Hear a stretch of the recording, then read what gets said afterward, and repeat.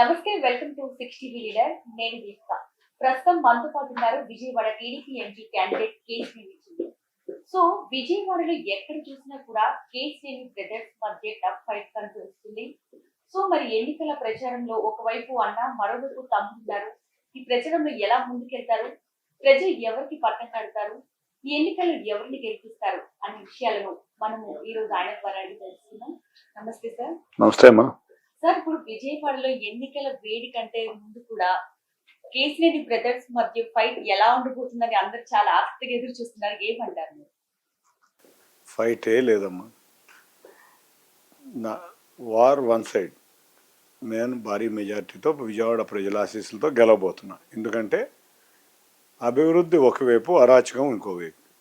మేము నారా చంద్రబాబు నాయుడు గారి వారసులు. మేము నుంచున్న వాళ్ళంతా జగన్ వారసులు. నారా చంద్రబాబు నాయుడు గారి వారసులు అంటేనే అభివృద్ధి, అరాచకం అంటేనే జగన్ రెడ్డి వారసులు. కాబట్టి ఈ అభివృద్ధి అరాచకంలో ప్రజలంతా కూడా అభివృద్ధి వైపు మొగ్గి ఉన్నారు. తప్పకుండా నారా చంద్రబాబు నాయుడు గారు ఇవాళ ముఖ్యమంత్రి కావాలని ప్రజలు కోరుకుంటున్నారు. కాబట్టి మేమందరం కూడా ఘన విజయం సాధించబోతున్నాం.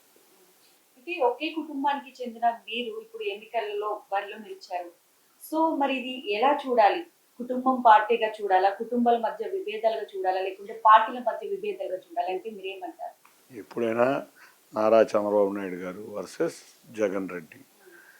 దీంట్లో ఎవరైతే చంద్రబాబు నాయుడు గారు లాంటి వ్యక్తులు కావాలని కోరుకునే మాలాంటి వ్యక్తులు అందరం, అంటే మేమందరం అభివృద్ధి కావాలనుకుంటాం, రాష్ట్రంలో సంక్షేమం బాగుండాలనుకుంటాం, మన పిల్లల భవిష్యత్తు బాగుండాలి, పిల్లలందరికీ కూడా మంచిగా వాళ్ళ కాళ్ళ మీద వాళ్ళు నిలబడి మంచిగా ఉద్యోగాలు చేయాలి అనుకుని కోరుకునే వ్యక్తులం. కాబట్టి మేము అందరం ఒకవైపు ఉన్నాం.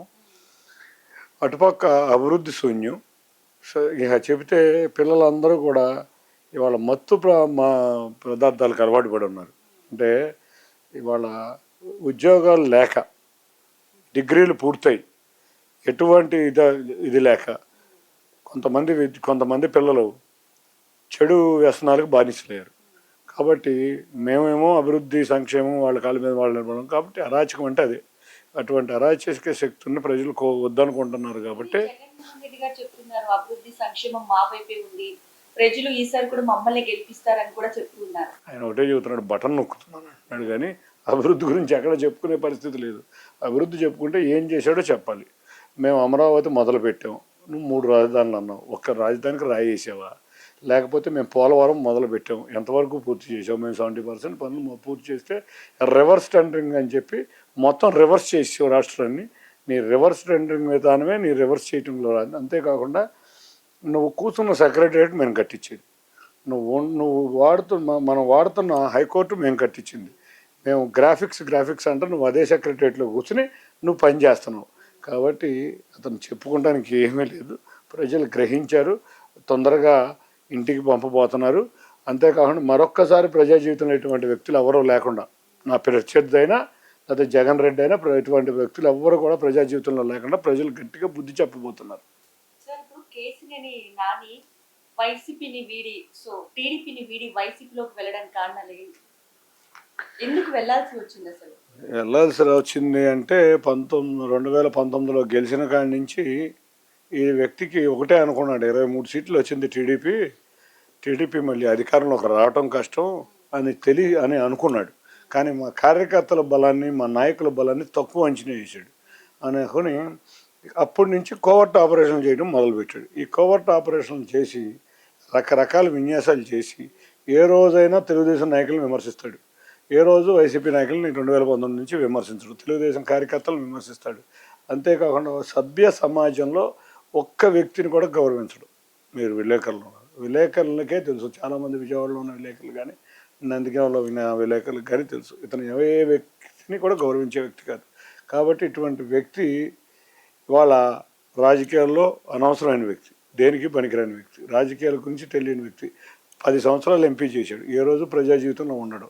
ఇటువంటి వ్యక్తి కోవర్ట్ ఆపరేషన్ చేసి జగన్ రెడ్డి దగ్గర డబ్బులు దండుకుందాం అని 2019 నుంచి డబ్బులు దండుకుంటానే ఉన్నాడు, డబ్బులు తీసుకుంటానే ఉన్నాడు. ఆ డబ్బులు తీసుకుని కోవర్ట్ ఆపరేషన్ చేశాడు. కాబట్టి అతను అటువైపు వెళ్ళాల్సిన పరిస్థితి వచ్చింది.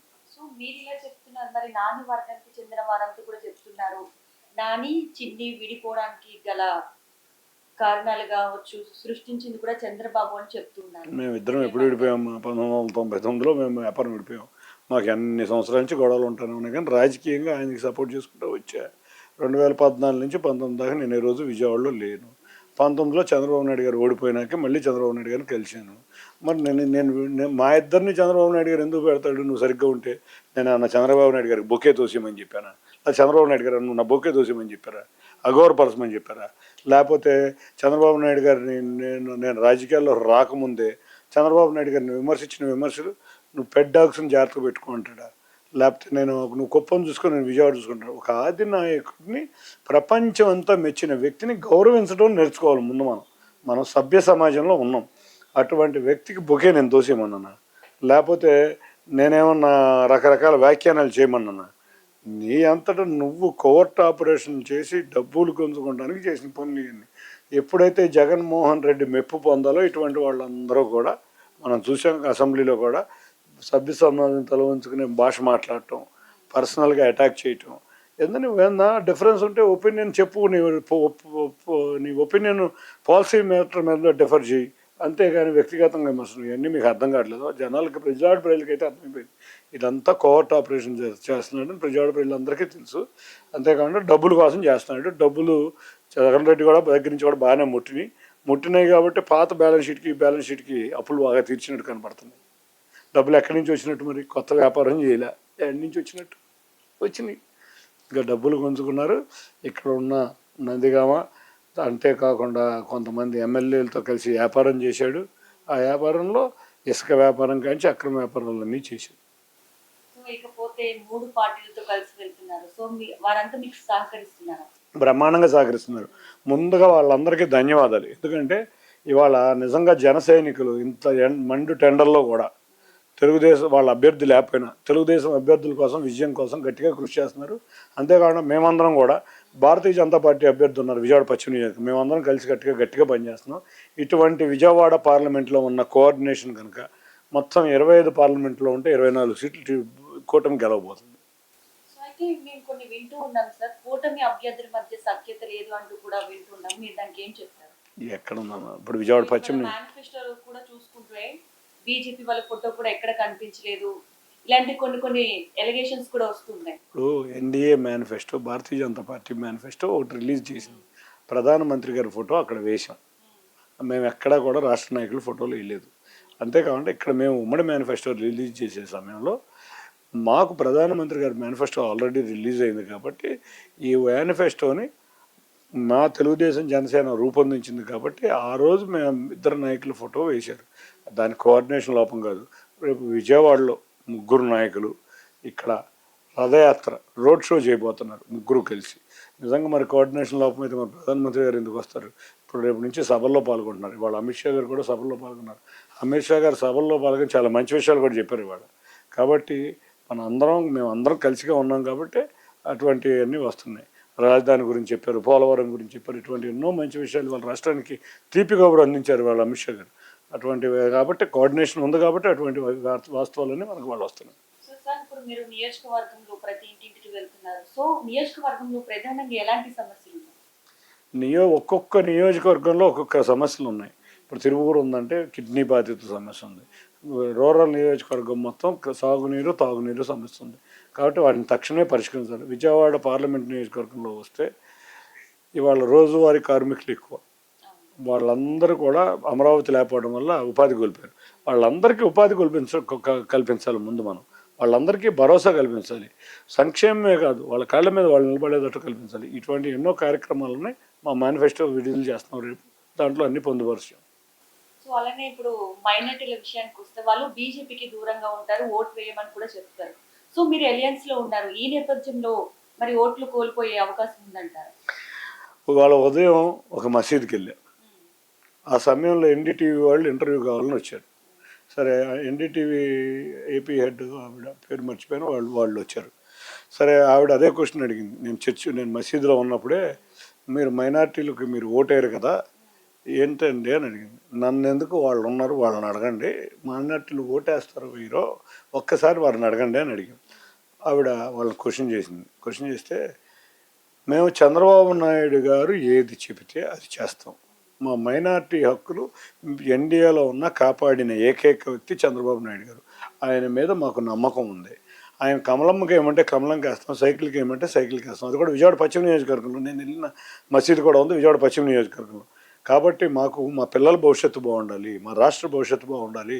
కాబట్టి చంద్రబాబు నాయుడు గారు రావాలి. మాకున్నది ఒకటే కోరిక, తప్పకుండా చంద్రబాబు నాయుడు గారిని ముఖ్యమంత్రిగా మళ్ళీ చూసి రాష్ట్రాన్ని అభివృద్ధి చేయాలనుకుంటున్నారు. కాబట్టి మా రైట్స్ ఇంకోటి కూడా చెప్పారు, 4% రిజర్వేషన్ మోడీ గారు తీసేస్తారు కదా అని కూడా వారు క్వశ్చన్ చేయడం జరిగింది. వాళ్ళందరూ ఒకటే చెప్పారు, అది రాష్ట్ర సమస్య. మాకు చంద్రబాబు నాయుడు గారు హామీ ఇచ్చారు, రాష్ట్రంలో 4% రిజర్వేషన్లు మేము తీయమని హామీ ఇచ్చారు. కాబట్టి చంద్రబాబు నాయుడు గారి మీద నమ్మకం ఉంది, మా పిల్లలకు కూడా నమ్మకం. దాదాపు 100 మంది మసీదులో ఆ రోజు ఇందాక జరిగిన ఇంటర్వ్యూలో వాళ్ళందరూ ముక్తఖండంతో చెప్పారు. కాబట్టి మైనారిటీ సమస్య ఆంధ్రప్రదేశ్లో లేదు. వాళ్ళందరూ చంద్రబాబు నాయుడు గారిని, పవన్ కళ్యాణ్ గారిని చూస్తున్నారు. వాళ్ళు ఏది చెప్తే అది చేస్తారు. కాబట్టి భారతీయ జనతా పార్టీని కూడా వాళ్ళకి ఓటు వేయబోతున్నారు. సో టీడీపీ పార్టీ యొక్క ఎజెండా ఏంటి? ఎలాంటి వ్యూహాలతో ముందుకెళ్తున్నారు? అసలు మాకు వ్యూహాలే అవసరం లేదమ్మా. వాళ్ళు ఎన్ని వ్యూహాలు అన్నీ అయిపోయినాయి. మేము గెలవబోతున్నాం. ఇవాళ మా యొక్క మేనిఫెస్టో ప్రజల్లోకి బ్రహ్మాండంగా వెళ్ళింది. ఇవాళ అమరావతి రావాలంటే చంద్రబాబు గారు రావాలనుకుంటున్నారు. ఇవాళ పోలవరం రావాలంటే అమరావతి చంద్రబాబు గారు రావాలనుకుంటున్నారు. వాళ్ళ పిల్లలకు ఉద్యోగాలు రావాలంటే చంద్రబాబు గారు రావాలనుకుంటున్నారు. అసలు ప్రజలు ఒక నిర్ణయానికి వచ్చేసారు. దీంట్లో అటు తిప్పి ఇటు తిప్పి కోడికత్తులు, గోలకరాయిలు ఇటువంటివి వచ్చినా కూడా నమ్మే పరిస్థితి లేరు. వాళ్ళు ఏదో డ్రామాలు ఆడుతూ ఉంటారు ప్రజలు మార్పు కోరుకుంటున్నారు బలంగా. మీరు తెలంగాణలో చూసుంటారు, ఎక్కడా కూడా తెలంగాణలో రూరల్ ఏరియాలో కోరుకున్నారు. ఇక్కడ రూరల్ అర్బన్ కాకుండా అన్ని ఏరియాల్లోనూ 95% ప్రజలు మార్పు కోరుకుంటున్నారు, చాలా బలంగా కోరుకుంటున్నారు. ఏదో వాళ్ళ హైదరాబాద్లో రాలా మ్యాండేట్, మా ఇక్కడ విజయవాడ, వైజాగ్, విశాఖపట్నం లాంటి నగరాల్లో భారీ మార్పు. ఎక్కడా కూడా ఒక్క సీటు వేరే వాళ్ళు గెలిచే పరిస్థితి లేదు. అట్లాగా రూరల్లో కూడా. కాబట్టి ముందు రూరల్లో ఇంకొక ప్రాబ్లము ప్రజల దగ్గర నుంచి అంటున్నాం, ల్యాండ్ టైటిలింగ్ యాక్ట్ చాలా దారుణమైన పరిస్థితి. ఆ యాక్ట్ వద్దని కోరుకుంటున్నారు. మేము వస్తే చంద్రబాబు నాయుడు గారు ఒకటే చెప్పారు, 2వ సంతకం చేస్తా, ఇది రద్దుకి 2వ సంతకం చేస్తానని. ల్యాండ్ టైటిలింగ్ యాక్ట్ చాలా దారుణమైన విధానం. మన భూమి మీద ఎవరైనా కంప్లైంట్ పెడితే మనం హక్కు కోల్పోయే పరిస్థితి, కోర్టులకు కూడా వెళ్ళలేని పరిస్థితి. ఆర్డీఓలు కోర్టులో కనుక ఎవరైనా 2 సంవత్సరాలు తెలియని కంప్లైంట్ వెళ్తే పరిష్కరించడం కూడా పరిష్కారం కాని వ్యక్తులు. ఇటువంటి ప్లస్ డాక్యుమెంట్ మా చేతికి రాదు, ఇటువంటి ఎన్నో ఉన్నాయి. కాబట్టి ల్యాండ్ టైటిలింగ్ యాక్ట్ కూడా చాలామంది రైతులు కానీ, ఇక్కడ చిన్న చిన్న ఇళ్ల స్థలాల్లో ఉన్న యజమానులు కానీ చాలామంది భయపడుతున్నారు. ఇటువంటి ఎన్నో సమస్యలు ఉన్నాయి. కాబట్టి మేము పెద్ద వ్యూహాలు రచించాల్సిన పని లేదు. మేము పెద్దగా కూడా చంద్రబాబు నాయుడు గారు కూడా ప్రజలు వారిని ఎప్పుడు ముఖ్యమంత్రిగా చేయాలో, ఎప్పుడు పవన్ కళ్యాణ్ని, చంద్రబాబు నాయుడు గారిని ఘనంగా అసెంబ్లీకి పంపించాలని చూస్తున్నారు. కాబట్టి పెద్ద భయం లేకుండా మేము గెలవబోతున్నాం. సో ఇప్పుడు మీరు రాజకీయ అనుభవం ఉన్నా కూడా ప్రత్యక్ష రాజకీయాలు రావడం ఇది తొలిసారి. సో మీ నియోజకవర్గ ప్రజలు ఏం వచ్చి ఓటు వేసి గెలిపించాలి అని అడిగితే మీరు ఇచ్చే సమాధానం ఏంటి? ఒక్కటి, బాడీ లాంగ్వేజ్.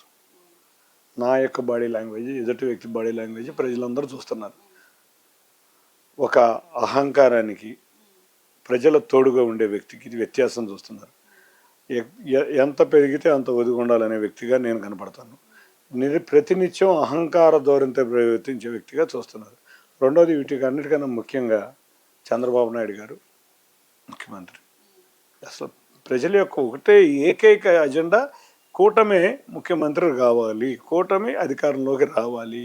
అసలు ఏది చోట్ల అసలు వాళ్ళ ప్రజలు దాంతో పాటు కొంతమంది పట్టణంగా ఉన్న ప్రజలు చిన్ని గత 3 సంవత్సరాల నుంచి ఏం చేస్తున్నాడు, నా ప్రత్యర్థి 10 సంవత్సరాల నుంచి ఏం చేశాడు, ఈ రెండే వ్యత్యాసాలు చూస్తున్నారు. నేను ప్రతినిత్యం గత 3 సంవత్సరాల నుంచి పేద ప్రజల దగ్గర నా యొక్క సొంత డబ్బులతో సేవా కార్యక్రమాలు చేసుకుంటా పార్టీలో ఏ పదవి లేకుండా ఈ స్టేజ్కి వచ్చాను.